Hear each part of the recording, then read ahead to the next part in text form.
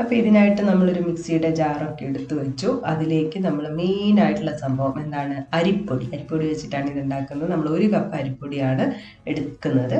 അപ്പോൾ ആ ഒരു അരിപ്പൊടി മിക്സിയുടെ ജാറിലേക്ക് ഇട്ട് കൊടുക്കാം. പിന്നെ നമുക്ക് ചിരകിയ തേങ്ങ വേണം, ഇതൊരു 1/2 കപ്പാണ്, അതുകൂടെ ഇട്ട് കൊടുക്കാം. പിന്നെ നമ്മൾ അവിൽ നനച്ച് വെച്ചിട്ടുണ്ട് കുറച്ച് വെള്ളത്തിൽ, ഒരു 1/4 കപ്പോളം വെള്ള അവിലാണ് എടുക്കുന്നത്, വെള്ള കളറിൽ ഉണ്ടാവുക. അപ്പോൾ വെള്ള അവിൽ, ഇതിന് പകരം നിങ്ങൾക്ക് ചോറുണ്ടെങ്കിൽ ചോറായാലും മതി. അപ്പോൾ വേറെ കളറിലുള്ള അവിൽ എടുത്താൽ എന്താ കാര്യം എന്ന് വെച്ചിട്ടുണ്ടെങ്കിൽ കളർ മാറും, നല്ല വെളുത്തിട്ടല്ലേ വട്ടയപ്പം ഉണ്ടാവുക. ഇനി ഇതിലേക്ക് ഈസ്റ്റ് ചേർത്ത് കൊടുക്കാം. ഞാനിപ്പോൾ 1/2 ടീസ്പൂണാണ് ചേർക്കുന്നത്. അതുപോലെ തന്നെ ഏലക്ക പൊടിച്ചത് ഒരു 1/2 ടീസ്പൂൺ നമുക്ക് ചേർത്ത് കൊടുക്കാം. പിന്നെ ഇതിലേക്ക് ഞാൻ കുറച്ച് തേങ്ങാ വെള്ളം ചേർക്കുന്നുണ്ട്, ഏതാണ്ട് ഒരു 1/4 കപ്പ് അത്രേ വരുള്ളൂ. അപ്പോൾ അതുകൂടെ ചേർത്ത് കൊടുക്കാം.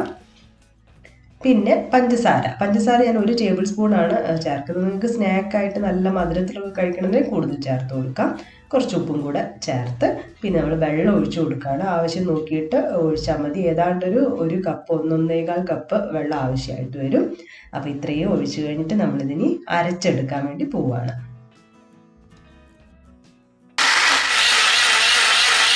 അപ്പോൾ ഇത് നന്നായിട്ട് അരച്ച് വെച്ചിട്ടുണ്ട്. ഇനി നമുക്കിത് വേറൊരു ബൗളിലോട്ട് മാറ്റി കൊടുക്കാം. അപ്പോൾ ഇത് ഫെർമെൻ്റായി വരും, അതുകൊണ്ട് കുറച്ച് വലിയ ബൗൾ തന്നെ എടുക്കാൻ നോക്കണം. ഇനിയിപ്പോൾ ഇതൊരു 3-4 മണിക്കൂറിന് ശേഷമാണ് നമ്മൾ ചുട്ടെടുക്കാൻ വേണ്ടി പോകുന്നത്. അപ്പോൾ എന്തായാലും നമുക്ക് ഇതിവിടെ വെക്കാം. അപ്പോൾ 3 മണിക്കൂർ കഴിഞ്ഞ് നോക്കുമ്പോൾ ഇതാണ് സ്ഥിതി, എല്ലാം പുറത്തോട്ട് മാവായിട്ടുണ്ട് കേട്ടോ. അപ്പം ഞാൻ പുറത്ത് ആയതൊക്കെ ഒന്ന് വൃത്തിയാക്കി എടുത്തിട്ടുണ്ട്. അപ്പോൾ കുറച്ചും കൂടെ വലിയ പാത്രം എടുക്കായിരുന്നു ശരിക്കും. അപ്പോൾ ഇനി എന്താണെന്ന് വെച്ചാൽ നമ്മളിതൊന്ന് ഒരു തവി വെച്ച് നല്ലപോലെ ഒന്ന് ഇളക്കി കൊടുക്കുകയാണ്. ഇളക്കാൻ തുടങ്ങുമ്പോഴത്തേക്ക് തന്നെ ഇതിങ്ങനെ താഴത്തോട്ട് പോകുന്നുണ്ട്. അപ്പോൾ നല്ലപോലെ ഒന്ന് ഇളക്കി കൊടുക്കാം. അപ്പോൾ ഇത് ഉണ്ടാക്കാൻ വേണ്ടി നമ്മളൊരു കേക്കിൻ്റെ ടിന്നാണ് എടുക്കുന്നത് കേട്ടോ. ഈ ഒരു അല്ലെങ്കിൽ പ്ലേറ്റ് ആയാലും മതി. എന്തായാലും ആവി കയറ്റി എടുക്കുകയാണല്ലോ. അപ്പോൾ ഇതിലേക്ക് നമ്മൾ കുറച്ച് നെയ്യ് തടവി കൊടുക്കുകയാണ്, കാരണം പെട്ടെന്ന് കിട്ടാൻ വേണ്ടി. ഓയിലായാലും കുഴപ്പമില്ല. അപ്പോൾ നല്ലപോലെ തടവി കൊടുക്കാം.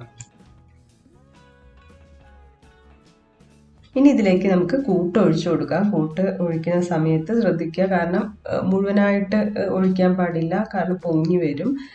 പിന്നെ എന്താണെന്ന് വെച്ചാൽ അറിയാലോ, ഒരു വട്ടയപ്പം അധികം കട്ടി ആവേണ്ട ആവശ്യമില്ല.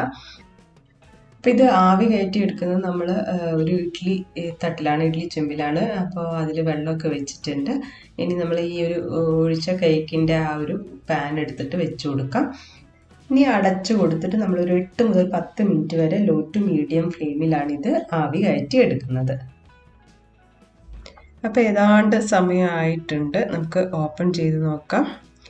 അപ്പോൾ ഇതാ ഇങ്ങനെയാണുള്ളത്, നല്ലപോലെ ഇങ്ങനെ പൊങ്ങി വന്നിട്ടുണ്ട്. അപ്പോൾ ഇത് വെന്തോന്നുള്ള അറിയാൻ വേണ്ടി ഒരു ഫോർക്കോ നൈഫോ മറ്റോ വെച്ചിട്ടൊന്ന് നമ്മൾ കേക്കിനൊക്കെ ചെയ്യുന്ന പോലെ നോക്കിയാൽ മതി.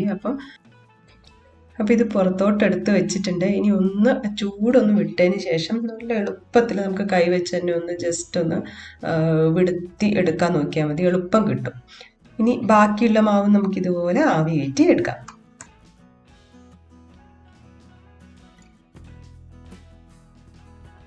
അപ്പോൾ വട്ടയപ്പം റെഡി ആയിട്ടുണ്ട്. നല്ല ഈസി ആയിട്ട് ഒരു 3 മണിക്കൂർ അത്രേ എടുത്തുള്ളൂ. നല്ല സ്പോഞ്ച് പോലത്തെ വട്ടയപ്പം റെഡിയായി. അരിപ്പൊടിയാണ് ഉപയോഗിച്ചിരിക്കുന്നത്. അപ്പോൾ എല്ലാവരും ട്രൈ ചെയ്ത് നോക്കി നിങ്ങളുടെ ഫീഡ്ബാക്ക് ഒക്കെ കമൻസ് ആയിട്ട് അറിയിക്കുക. പുതിയൊരു വീഡിയോ കാണുന്നവരെ ബൈ.